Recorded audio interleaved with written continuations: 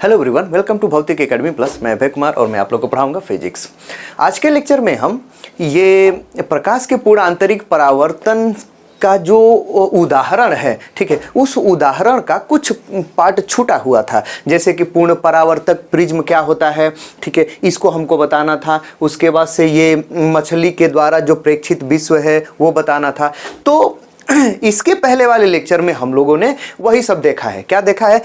ये पूर्ण आंतरिक परावर्तन का जो उदाहरण है, मैंने कुछ 6-7 उदाहरण हमने क्या किए हुए हैं, देखे हुए हैं। ये 8वां उदाहरण है। उसके बाद से अगला एक और मछली के द्वारा जो प्रेक्षित विश्व है उसका उदाहरण हम देखेंगे। तो फिलहाल ये पूर्ण आंतरिक परावर्तन के उदाहरण का ये 8वां उदाहरण है, जिसको हम लोग को समझना है। ठीक है, कि भाई ये पूर्ण आंतरिक परावर्तन का जो सिद्धांत है, इसका हम उपयोग करके क्या बनाए थे, इसके पहले मैं आपको बताया, ठीक है, कि प्रकाशिक तंतु बनाए थे अपने लिए, है कि नहीं? ठीक है, मतलब हम लोग जो है पूर्ण आंतरिक परावर्तन की घटना का, उसका सिद्धांत का उपयोग करके उस सिद्धांत पर आधारित एक हमने आपको क्या बताया, बनाया, हम लोगों ने क्या बनाया, ठीक है, ये प्रकाशिक तंतु बनाया, जिसका उपयोग हम लोग क्या करते हैं, ये संचार व्यवस्था में करते हैं, चिकित्सकीय उपयोग के लिए करते हैं, है कि नहीं भाई, अंतःदर्शी के रूप में। और उसी सिद्धांत पर आधारित हम एक पूर्ण परावर्तक प्रिज्म बनाते हैं। पूर्ण आंतरिक परावर्तन के सिद्धांत पर आधारित पूर्ण परावर्तक प्रिज्म बनाते हैं।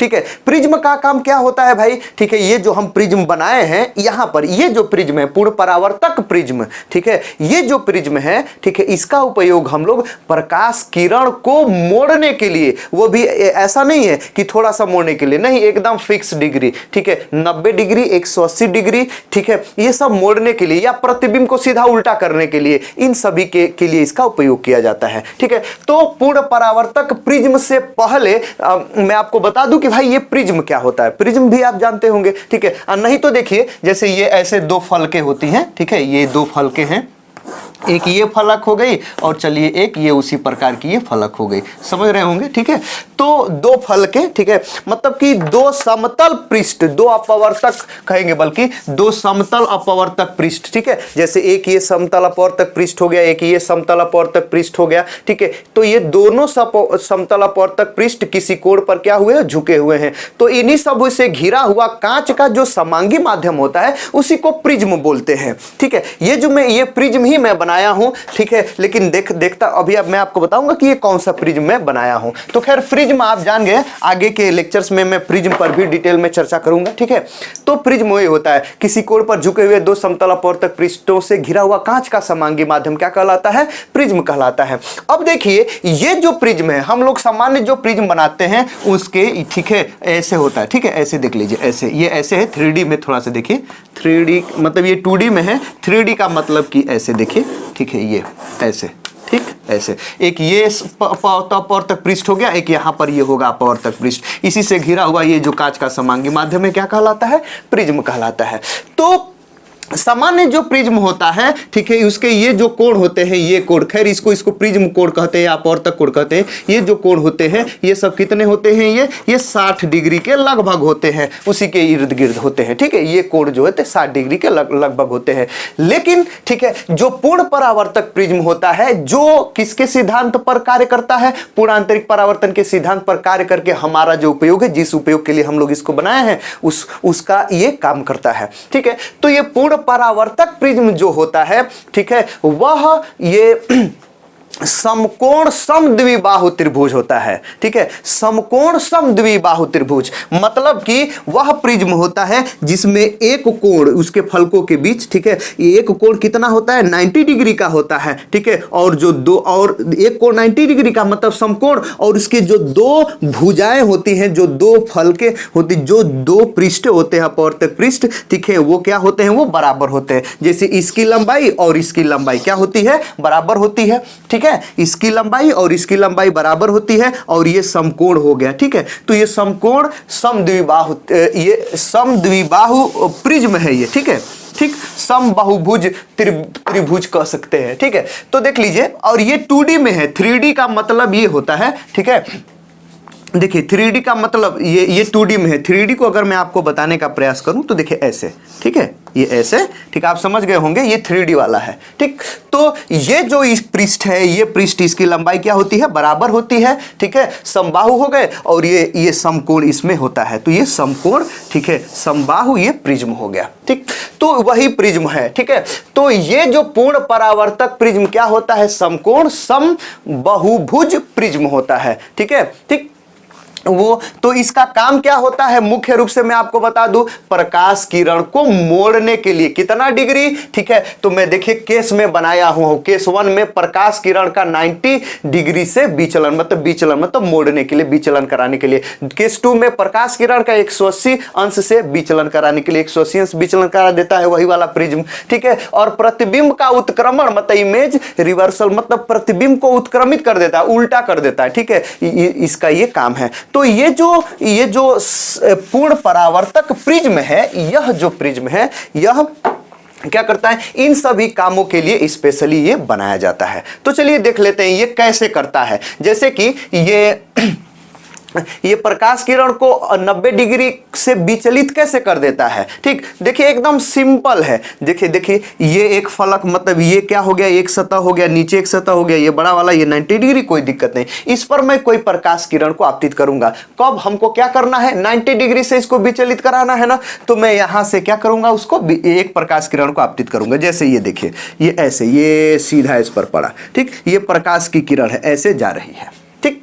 अब देखिए इसका ये जो पृष्ठ है, उस पृष्ठ पर एकदम लंबवत पड़ रहा है, अपवर्तन होगा, ठीक है, अपवर्तन तो होगा लेकिन वो मुड़ेगा नहीं, सीधे एकदम, चूंकि लंबवत है ना, तो सीधे ये ऐसे यहां पर चला आएगा, ठीक, ये ऐसे आएगा, ठीक नहीं, ये प्रकाश की किरण सीधे यहां पर आएगी। अच्छा, उससे पहले मैं थोड़ा सा आपको बता दूं, ठीक है, कि ये जो प्रिज्म है, कांच, सामान्यतः कांच का ही बना, ये कांच का ही होता है।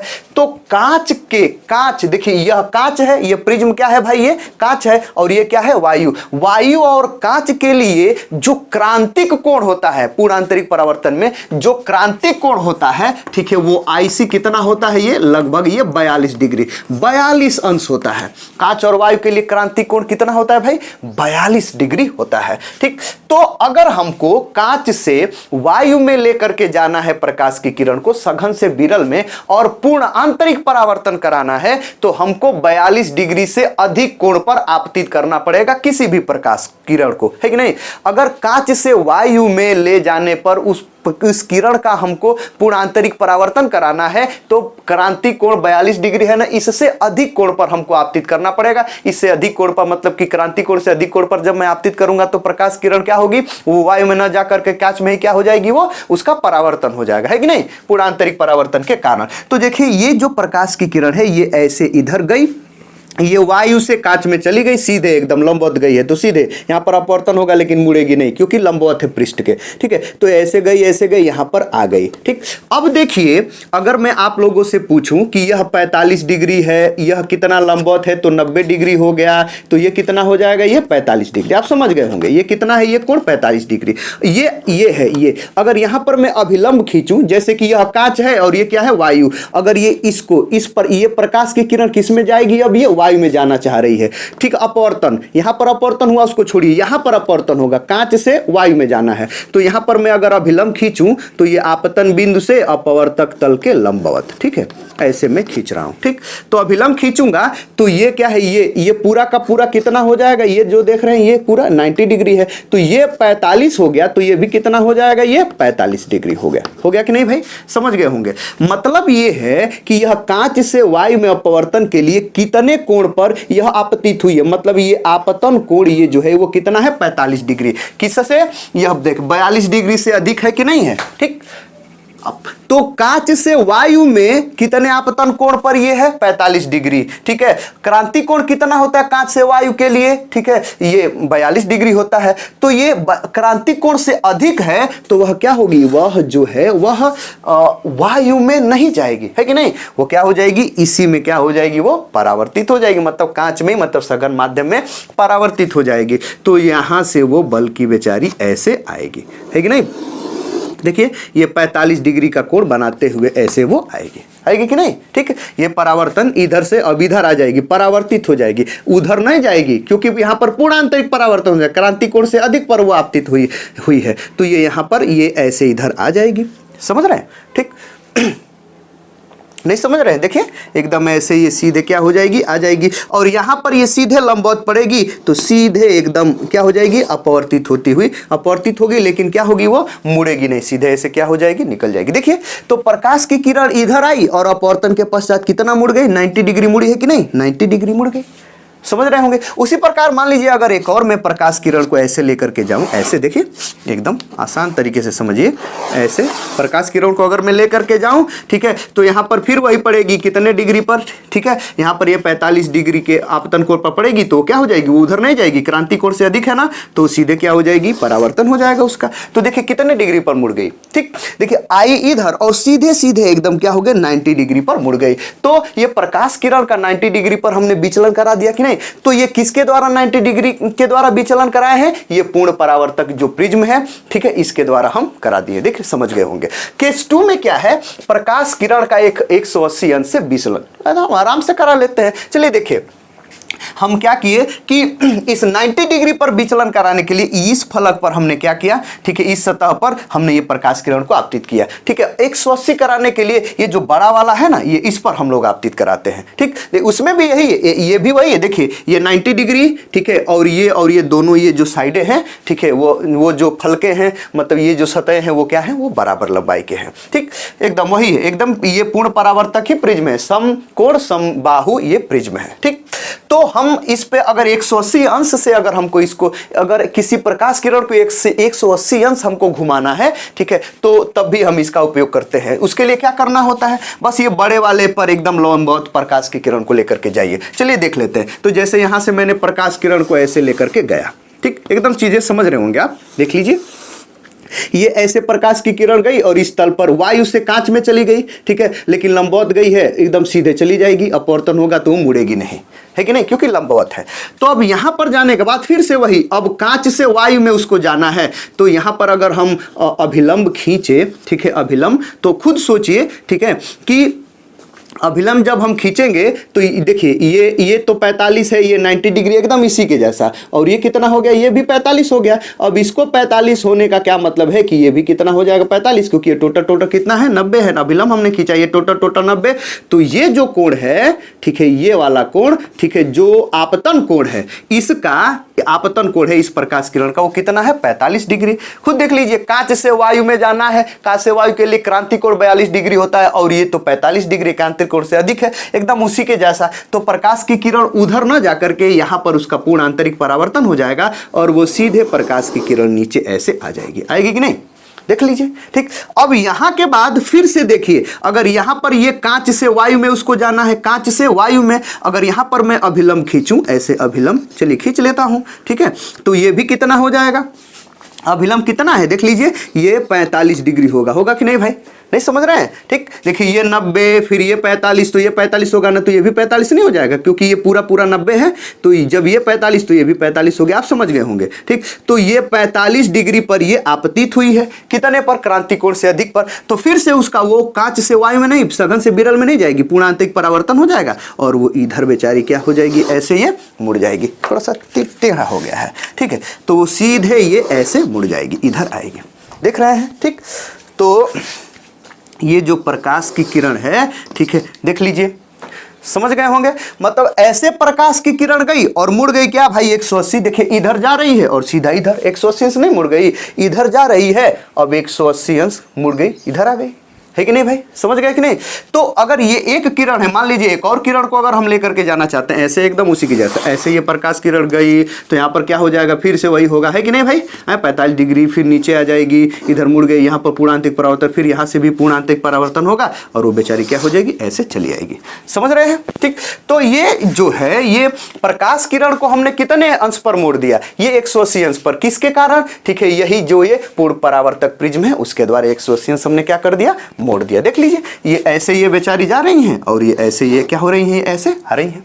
ठीक, अब केस तीसरे में देखिए हम लोग, अब हमको क्या इसका करना है, ठीक है, अब इसका उपयोग हम लोग को प्रतिबिंब का उत्क्रमण के लिए उपयोग करना है। मतलब ये जो ये समकोण समद्विबाहु जो त्रिभुज है, मतलब कि मतलब प्रिज्म है ये जो, ठीक है, मतलब पूर्ण परावर्तक प्रिज्म, इसका उपयोग हम लोग प्रतिबिंब के उत्क्रमण के लिए, मतलब उल्टे के लिए उपयोग करते हैं। कैसे करेंगे, ठीक है, उसके लिए सिंपली एकदम, ठीक है, देख लीजिए सिंपली क्या करेंगे, ठीक, एकदम आसान, ऐसे देख लीजिए, देखते हैं कैसे होगा, ठीक है।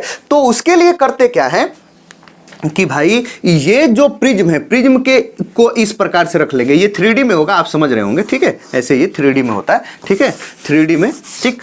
तो 3D में नहीं समझ में आया तो ऐसे देखिए, ऐसे ये होगा, ठीक है, तो ये ऐसे होगा।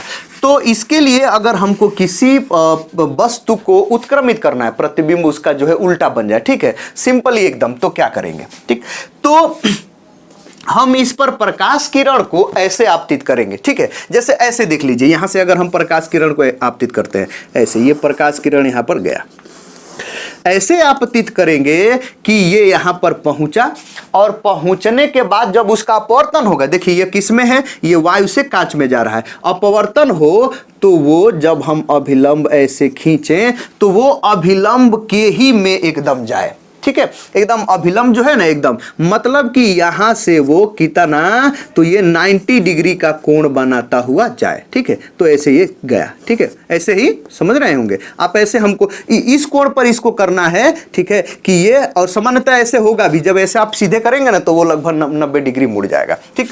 तो ये ऐसे ये प्रकाश किरण गया और अपवर्तन के पश्चात ये अभिलंब में ही लगभग एकदम, ठीक है, अगर अभिलंब में खींच देता हूं तो अभिलंब की ओर झुकेगा, अभिलंब में ही ये लगभग ऐसे जाए, ठीक है, देखिए ऐसे क्या हो रहा है, ये जा रहा है, ठीक। अब जब जा रहा है तो यहां पर ये कितना कोण है, ये अभिलंब में ही लगभग है, तो ये 90 डिग्री हो गया, ये हो गया 45 डिग्री, तो ये कोण कितना हो जाएगा भाई, 45, ये आप समझ रहे होंगे। अब देखिए ये जो प्रकाश की किरण ये जा रही है, यही वाली, ठीक है, अपवर्तित किरण, वायु से जो कांच में गई है वही वाली ये प्रकाश की किरण, अपवर्तित किरण जब यहां पर गई है तो अब ये किससे जाएगी, कांच से किस में जाएगी, वायु में, कांच से किस में जाएगी भाई, वायु में। लेकिन देख लेते हैं कि इसका आपतन कोण कितना है, तो यहां पर अभिलंब खींच लेंगे, अभिलंब खींचेंगे तो कितना बनेगा, ये 45 है, ये पूरा 90, तो ये कितना हो जाएगा, ये 45। ये भाई कांच और वायु के लिए जो क्रांति कोण है वो तो 42 डिग्री है, और यहां पर ये कितने आपतन कोण पर आप मिल रही है, वो 45, क्रांति कोण से अधिक है, तो क्या वो कांच से वायु सघन से विरल में जाएगी, नहीं जाएगी, पूर्ण परावर्तक, पूर्ण आंतरिक परावर्तन हो जाएगा और वो इधर जाएगी, है कि नहीं, तो वो ऐसे बेचारी क्या होगी, वो ऐसे चली जाएगी, यहां पर पूर्ण आंतरिक परावर्तन होगा, 45 अंश कोण बनाता हुआ वो ऐसे क्या हो जाएगी, ऊपर चली जाएगी, और ऊपर जाने के बाद फिर से एकदम ऐसे ही वो ऐसे चली जाएगी, आप समझ रहे होंगे, ठीक है, अपवर्तन होगा तो अभिलंब से दूर हटेगी और वो वैसे चली जाएगी, ठीक। एक तो ये है, अगर मान लीजिए ये यहाँ पर मैं प्रतिबिंब को लिख दूं, जैसे मान लीजिए कि इसको मैं P लिख दिया, ठीक है, ये वस्तु है और यहाँ पर एक और मान लीजिए कि ये है, ठीक है, यहाँ पर वस्तु को ऐसे दिखा दे रहा हूँ, ठीक है, देखिए यहाँ पर वस्तु, थोड़ा सा आप समझ रहे होंगे, तो ये वस्तु है, उसका ये ऊपरा जो है, ऊपरी वाला जो सिरा है उसको P लिख लेता हूं और नीचे वाले को क्या लिख लेता हूं, Q ले लेता हूं। तो ये P से जो जा रहा है ना प्रकाश की किरण, ऐसे जा करके यहां पर मिला, और यहां पर जो मिला उसको मैं P डैश लिख दे रहा हूं, ठीक। अब ये जो निचला हिस्सा है, निचले हिस्से से ऐसे ही प्रकाश की किरण गई जाएगी, तो ऐसे देखिए ये जा रही है प्रकाश किरण, फिर से वही होगा, अपवर्तन होगा, यहाँ पर अभिलंब से के में ही एकदम लगभग जाएगा, ऐसे ये आएगा, ठीक है, अभिलंब में ही एकदम लगभग जाएगा, अभिलंब में ही, ठीक है। अब जाने के बाद ये हो गया 90 डिग्री, ये 45, तो ये भी 45, यहां पर अभिलंब खींचेंगे तो ये भी आपतन कोण इसका कितना हो जाएगा, 45, आप समझ रहे होंगे, ठीक।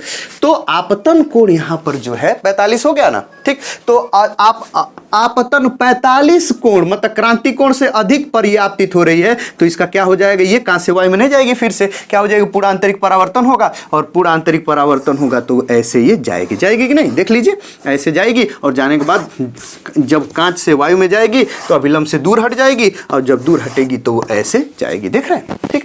तो ये जो क्यू वाला जो है वो यहां पर आ गया, क्यू डैश, इसको मैंने लिख दिया, देख लीजिए ये जो वस्तु है, वस्तु का जो P है, ठीक है, ऊपरी हिस्सा यहाँ पर क्या हो गया, नीचे हो गया है, और ये जो निचला हिस्सा है वो क्या हो गया है, वो ऊपर हो गया, उल्टा नहीं हो गया, यहाँ पर जो प्रतिबिंब होगा ना वो ऐसे होगा नीचे, ठीक है, ये शीर्ष क्या हो जाएगा, नीचे हो जाएगा, तो ये प्रतिबिंब को क्या कर दिया भाई, ये उत्क्रमित कर दिया है, ठीक।